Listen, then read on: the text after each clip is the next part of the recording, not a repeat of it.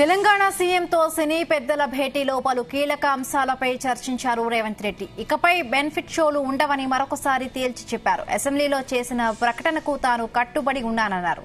ఇక సంధ్యా థియేటర్ ఘటనపై ఆవేదన వ్యక్తం చేసిన రేవంత్ రెడ్డి సమాజంలో ఆదర్శంగా హీరో వ్యవహార శైలి ఉండాలన్నారు. రియల్ లైఫ్ లోనూ హీరోగా ఉండాలని సూచించారు. సమాజంపై సినిమా ప్రభావం ఎక్కువగా ఉంటుందన్నారు రేవంత్ రెడ్డి. ఈ క్రమంలో మొన్న సంధ్యా థియేటర్ దగ్గర జరిగిన తొక్కిసలాట వీడియోను మరొకసారి సినీ పెద్దలకు చూపించారు సీఎం రేవంత్ రెడ్డి.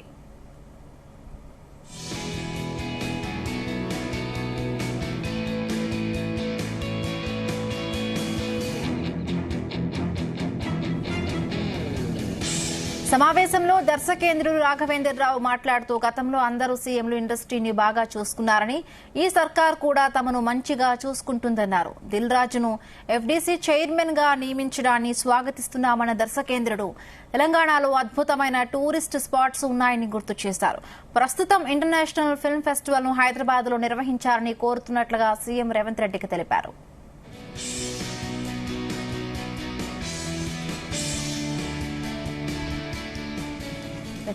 ఇదే అంశానికి సంబంధించి ఫిలిం కరెస్పాండెంట్ వినోద్ అందిస్తారు మరింత ఇన్ఫర్మేషన్. వినోద్, బిందు దాదాపు 2 గంటల నుంచి కంబైన్డ్ కంట్రోల్ రూమ్ లో సీఎం రేవంత్ రెడ్డితో పాటు టాలీవుడ్ ప్రముఖులంతా భేటీ అయ్యారు. దాదాపు 2 గంటల నుంచి చర్చలు జరుగుతున్నాయి.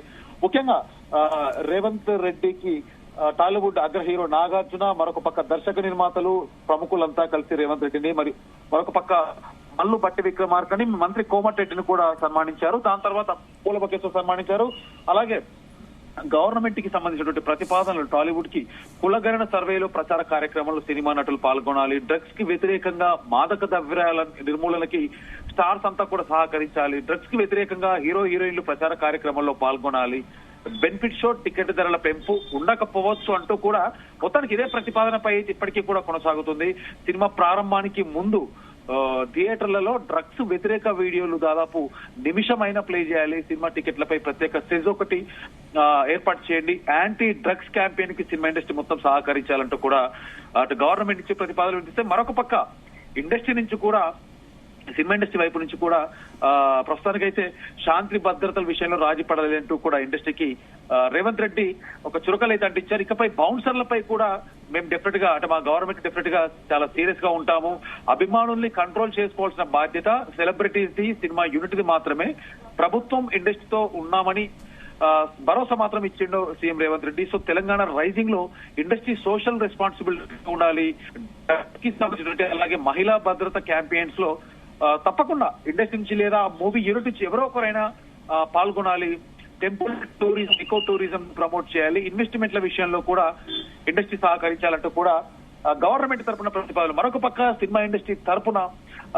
ప్రభుత్వంపై తమకు చాలా నమ్మకం ఉందని దగ్గుబాటి సురేష్ పేర్కొన్నారు. హైదరాబాద్ ను ఇంటర్నేషనల్ ఫిలిం డెస్టినేషన్ చేయాలన్నది కూడా మా డ్రీమ్ అంటూ కూడా దగ్గుబాటి సురేష్ బాబు చెప్పడం జరిగింది. ప్రభుత్వ సాయంతోనే ఆ రోజుల్లో ఇండస్ట్రీకి హైదరాబాద్ కు వచ్చింది.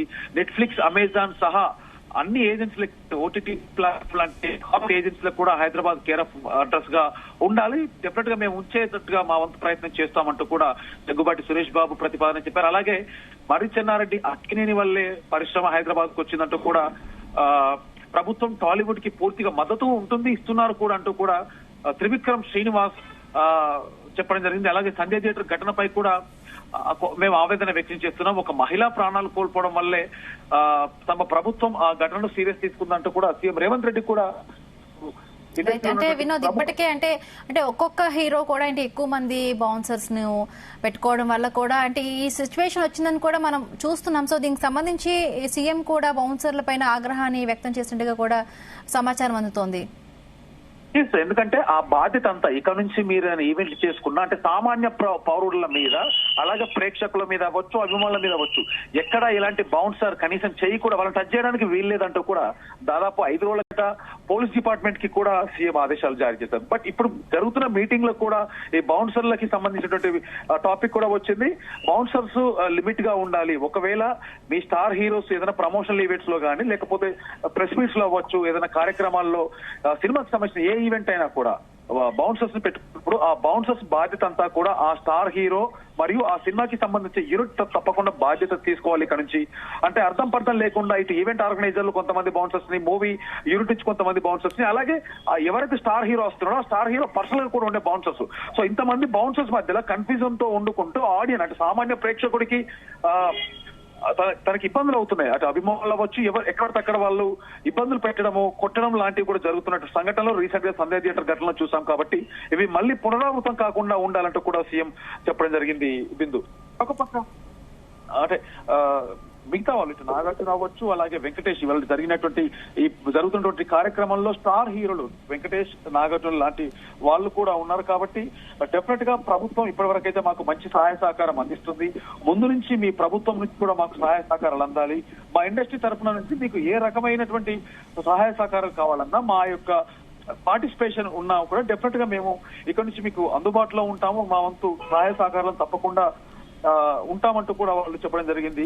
అలాగే నాగార్జున కూడా యూనివర్సల్ లెవెల్లో స్టూడియో సెటప్ ఉండాలి, ప్రభుత్వం క్యాపిటల్ ఇన్సెంటివ్లు ఇస్తే సినిమా పరిశ్రమ గ్లోబల్ స్థాయికి ఎదుగుతుందంటూ కూడా నాగార్జున చెప్పడం జరిగింది. Bindu. Okay Vinod, thank you.